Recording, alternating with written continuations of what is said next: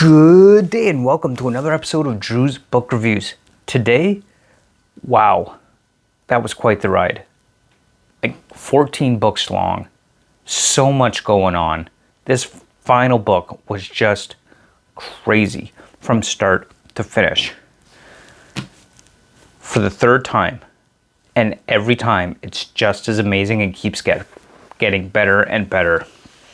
I finally finished my third reread of The Wheel of Time, A Memory of Light. You want to know my thoughts? That's coming right up. Stay tuned.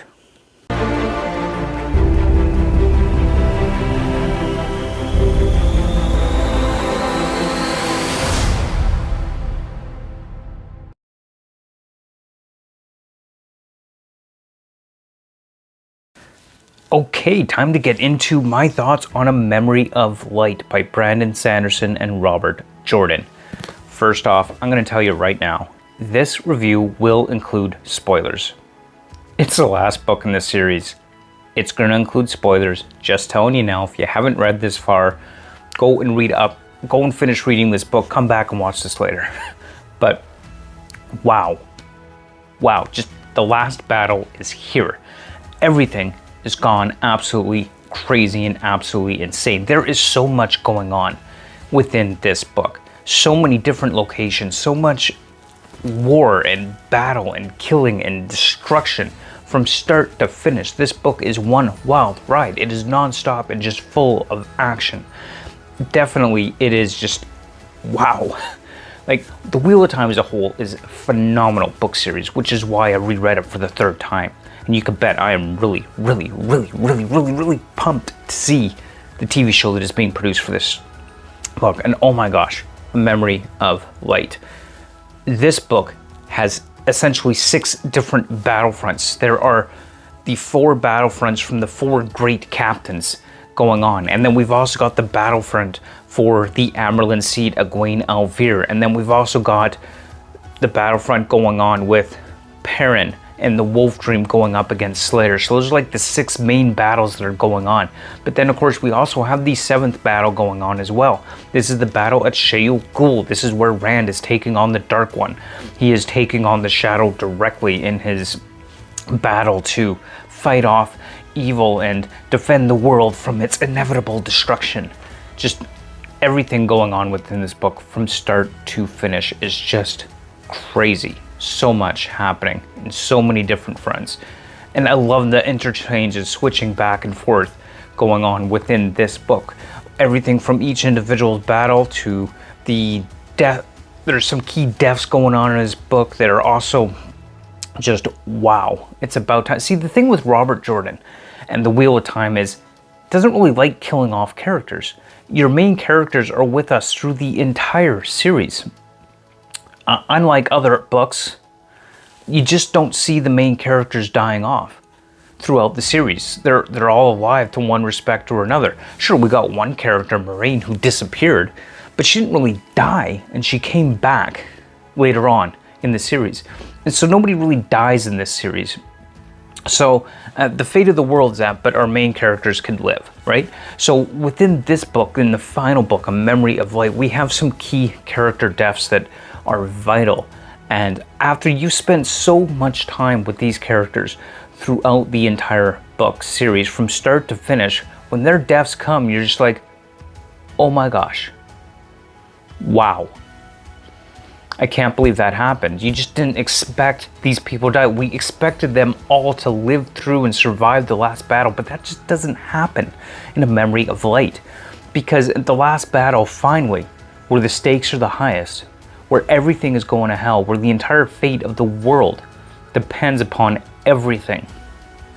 This is finally when we start to lose some very vital and very important characters to the overall story. These are people that we have grown to love and become friends with throughout the series. They've become so much part of our world, or the world that Robert Jordan's created, then we become part of that world, that when we lose them, it hits hard.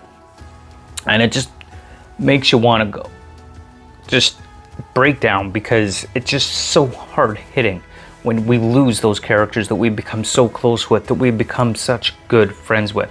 And I have to admit, it's been a while since I've done a reread, this third reread. So, you know, I didn't remember everything from the previous times. It had been several years. So going through this again, reading again, especially with the newfound appreciation for this series, not only because I had been rereading it from start to finish, but also because of watching other people go through the series on BookTube, listening to their thoughts, hearing what they have to say, and following other Wheel of Time content. So I definitely have a newfound appreciation for the series as a whole. And I've come to realize that, or come to love these characters even more. So when these certain characters die in this book, and yeah, kind of spoiler there, but I'm trying to leave it as vague as possible as well, because I don't want to be too spoilery. But when certain characters die, like it hits hard.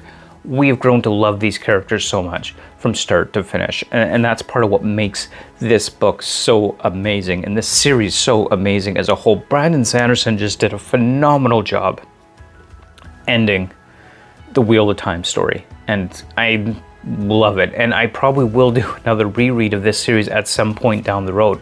And, you know, I really, really hope that Amazon is doing the series justice. And I really hope that they don't screw it up like they did some other shows that shall not be mentioned in this video, if you know what I mean. And it's just, wow, the whole book, everything about it, the multiple different battlefronts, the Wolf Dream and Slayer, and just everything is just phenomenal. And, you know, definitely some twists in there. You know, Matt is not the Horn Sounder, as we learned from previous books. Because of certain events that happen in Matt's storyline, he is not the Horn Sounder, so he actually doesn't call the heroes back into battle. There are actually some pretty powerful death moments in this book, which definitely served some good plot points I found, especially when it comes to the heroes being brought forth again by the call of the Horn. There is one hero throughout the series, Brigitta, and this is kind of a spoiler for Brigitta at least. Her death scene, holy crap, was just so quick, so sudden and over in such a brief amount of time. It was just like bam, bam, bam, poof, gone. And that's it. That's it. And Brigitta's dead.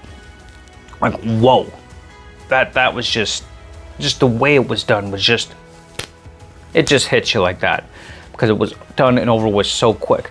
But of course, because the horn sounds, she comes back as a hero, she's reborn again. So, and that is one of the things that Brigitta was worried about never being able to do, because when she was initially pulled out of the world of dreams, essentially, before her time, it was thought that she was severed from the Horn and could no longer be called forth to fight the last battle as one of the heroes of the last battle. But just everything in this was just amazing. One of the things I absolutely love about Shayol Ghul specifically in the Battle of Rand versus the Dark One, and this was really kind of an amazing thing, and I love the concept that was brought about with this and how that battle took place. This wasn't so much a physical battle between two opponents fighting in some kind of physical battle. So time flows differently at Shayol Ghul. So while Rand is there battling the Dark One, he is basically frozen in a moment of time. But it is, I love the way it's portrayed as this battle of wills, of good versus evil, this battle of ideas, and each side presenting their version of what the future will be. And it's whoever has the strongest will and most successful battle of ideas essentially comes out the victor. I mean, there's definitely more to it than that, but I love that concept and the interplay that it had throughout that particular part of the storyline. Is Rand's battle at Shayol Ghul with the Dark One, battle of wills, where they're each being taken through different alternative futures to see what the world will look like. Rand, of course, discovering that some of the ideas that he had were in fact not good ideas at all, and that they were in fact not right. They will be just as bad or worse than the vision that the Dark One has for the world.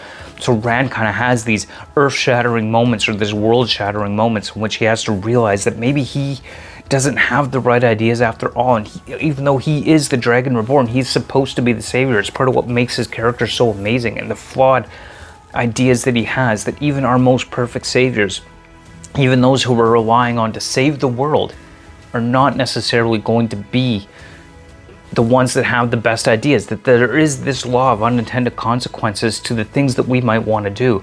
And sometimes it takes being shown that vision of the future, being seen what the inevitable results of the ideas that we want to bring forth into reality will actually have. And that is just amazing. I love that concept. I love that idea, and this battle of wills between the two superpowers, the battle of good versus the battle of evil, and the inevitable clash. It's Sheol Goal. And that is amazing. Love how that played out within this book. And overall, I would have to say this is a phenomenal book and a great book series. If you haven't read The Wheel of Time, you've got to do that. And I think I've kept this video kind of pretty spoiler light, although some light spoilers overall through the video. I think I've done my best to keep them relatively vague. So, you know, if you haven't read The Wheel of Time, do so. I highly recommend it. Go check out my other Wheel of Time videos. I've got a whole Wheel of Time playlist on this channel that you can check out. And when all said and done, it is just a fantastic book. Great read, fantastic series. There's a reason I've read it 3 times now, and I'll probably read it a 4th time at some point. Love this series from start to finish, one of my all-time favorites. So those are my thoughts on A Memory of Light by Brandon Sanderson and Robert Jordan. So as always, don't forget to like, comment, and subscribe. And you can also follow me over on the Discord, and we could have a great discussion about the Wheel of Time if you want, down on the Wheel of Time channel under the fantasy section on the Discord. So definitely join me in the Discord down below. We'll have that link down below. And you can also follow me on Instagram, and I'll have that link below as well. And also you could join me over on Patreon if you're so inclined, if you want to support this channel. So thank you so much for watching. I hope you enjoyed this video, and I hope that you have been enjoying my Wheel of Time videos from start to finish.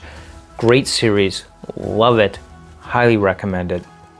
And this was just a phenomenal wrap up to an epic series, A Memory of Light. Read the series, you won't regret it. It's fantastic. And until next time, keep on reading. Bye.